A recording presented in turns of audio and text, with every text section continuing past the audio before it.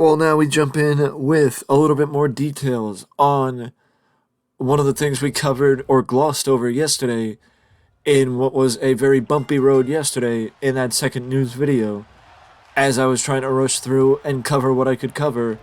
But I mentioned that Charlotte Flair and Ronda Rousey were not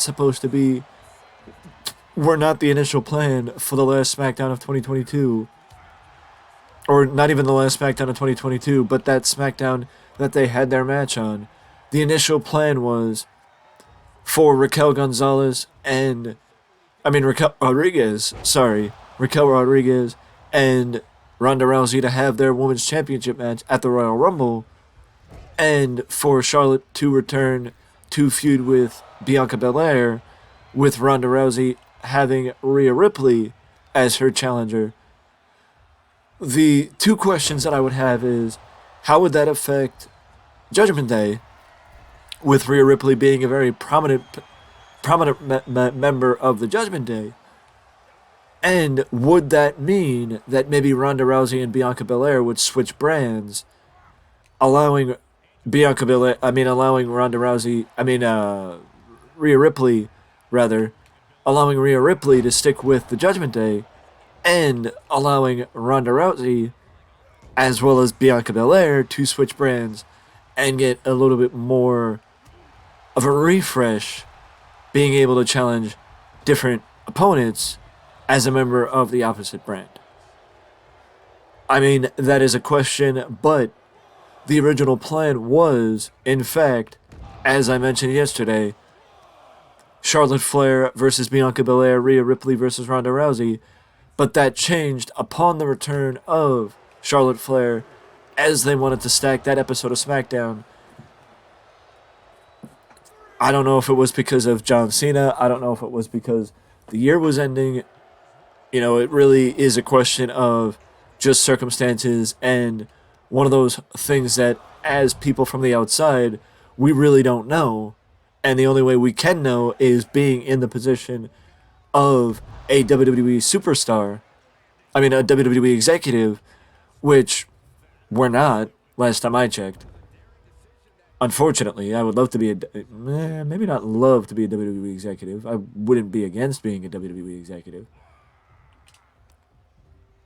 Obviously, because, very well paid, and, I would be an executive of all that aside. But Bray Wyatt also sat down with Ryan Satin, and Ryan Satin basically asked the question that may be on everybody's mind is, will we see The Fiend again? And Bray went on record to say that he would not feel right about doing the Colt Bray Wyatt gimmick without Brody Lee, as he would feel like he would be doing a disservice to one of his best friends. And that The Fiend died in Tampa, and he will not bring back The Fiend. So, with that being said, any thought that The Fiend would be coming back under this avenue of Bray Wyatt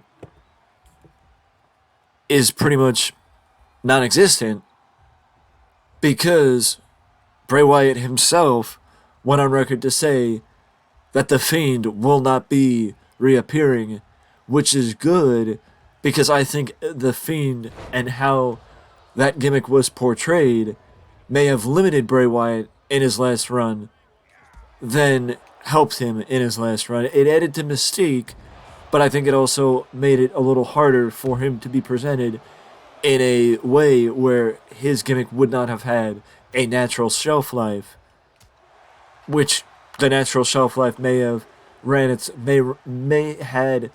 its course a little bit sooner than maybe people would have liked it to have, partially because of the pandemic, partially because of how it was booked, but also I think a gimmick like The Fiend has its own issues, has its own problems, and ran into problems a lot sooner than maybe some might have expected, because of how Bray Wyatt was booked and presented during that time.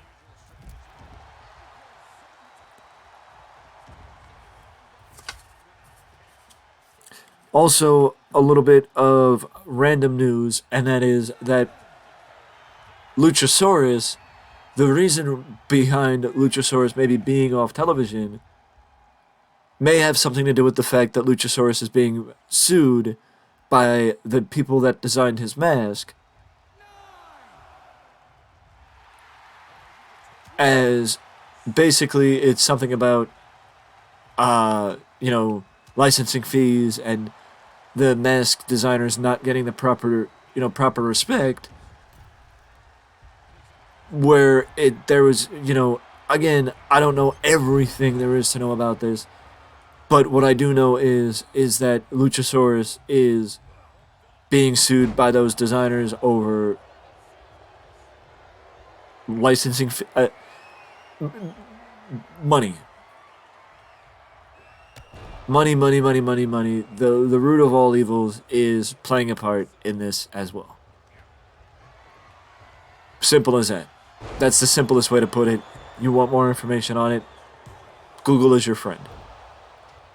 But I do think that is likely one of the reasons why Luchasaurus may not be featured on television as some might have expected, but also with the fact that his rivalry with Jungle Boy is over, that could also be a reason as well.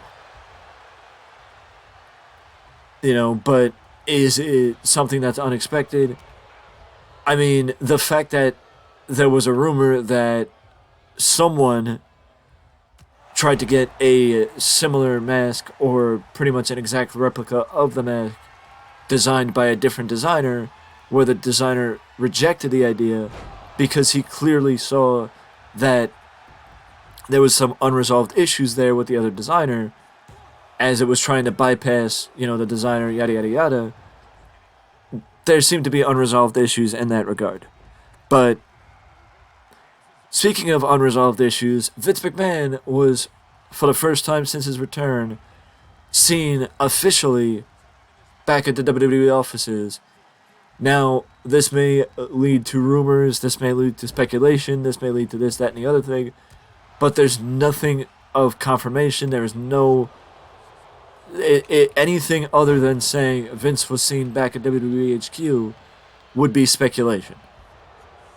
It would be speculation, and the last time speculation got out of control,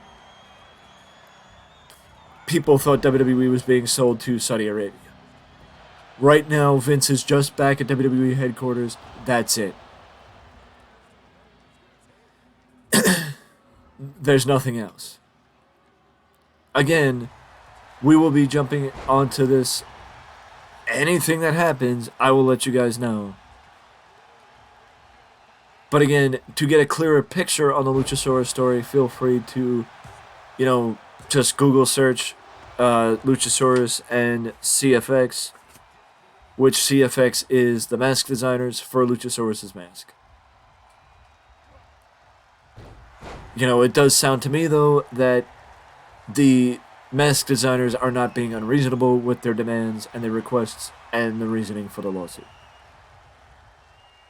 That aside, Impact Wrestling has another match set for No Surrender, which is coming up in February, and it is Josh Alexander defending the Impact Wrestling World Championship against now #1 contender, Rich Swann.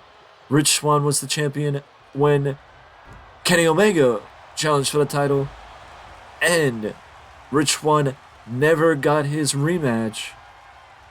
So now this is something that is a long time coming, and it is great to see Rich Swann getting the rematch that he rightfully deserves. And it should be an incredible match between Rich Swann and Josh Alexander at No Surrender, which right now, the only other match set for No Surrender is Masha Slamovich against Impact Wrestling Women Knockouts Champion, Mickie James. Another bit to note before we wrap up is that Kenny Omega was conspicuous by his absence on Dynamite, and the reasoning behind that is because Kenny Omega is having visa issues. So once Kenny gets his visa issues sorted, he will be likely back as a fixture on AEW television on a weekly basis. But again, I just want to plug this one last time. Royal Rumble predictions tomorrow ahead of the Royal Rumble pay-per-view, and it will be alongside the news videos, much like the preview of AEW Rampage tonight will be alongside the news videos today.